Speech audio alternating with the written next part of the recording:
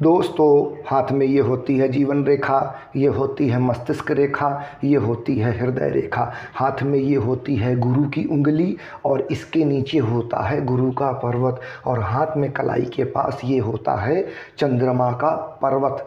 मस्तिष्क रेखा जीवन रेखा से जुड़कर निकले और मस्तिष्क रेखा अंत में दो शाखाओं में विभाजित हो जाए, दो शाखाओं में मस्तिष्क रेखा बट जाए, और मस्तिष्क रेखा अंत में जहाँ पर दो शाखाओं में विभाजित हो रही है उसमें से एक शाखा और निकले जो चंद्रमा के पर्वत में पहुंचकर अंत में दो शाखाओं में फिर विभाजित हो जाए। अटपटा है लेकिन सत्य है और होता है। आप ध्यान से देखें, समझ में आ जाएगा। और गुरु की उंगली हथेली के बाहर की ओर मुड़े, मतलब गुरु की उंगली का झुकाव हथेली में बाहर की तरफ हो, यानी गुरु की उंगली अंगूठे की तरफ मुड़े और गुरु पर्वत पर एक काले तिल का निशान बने। दोस्तों, जब मस्तिष्क रेखा अंत में दो शाखाओं में बढ़ जाती है, विभाजित हो जाती है, तो इसे बहुत शुभ माना जाता है, राजयोगकारी माना जाता है। लेकिन जब मस्तिष्क रेखा अंत में जहाँ पर दो शाखाओं में विभाजित हो रही हो वहीं से एक मस्तिष्क रेखा की एक और शाखा निकले जो चंद्रमा के पर्वत में पहुंचकर अंत में फिर दो शाखाओं में बढ़ जाए,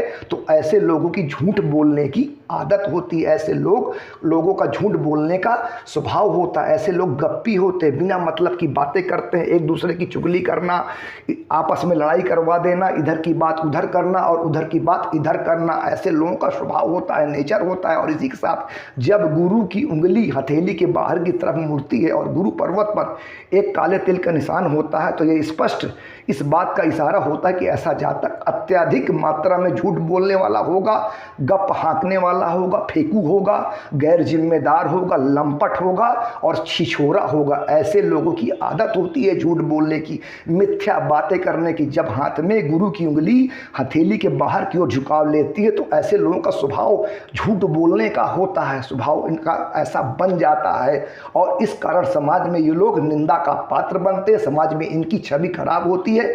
भरोसे और विश्वास के बिल्कुल भी ये लोग लायक नहीं होते। भरोसा और विश्वास किया तो दुर्घटना घटी।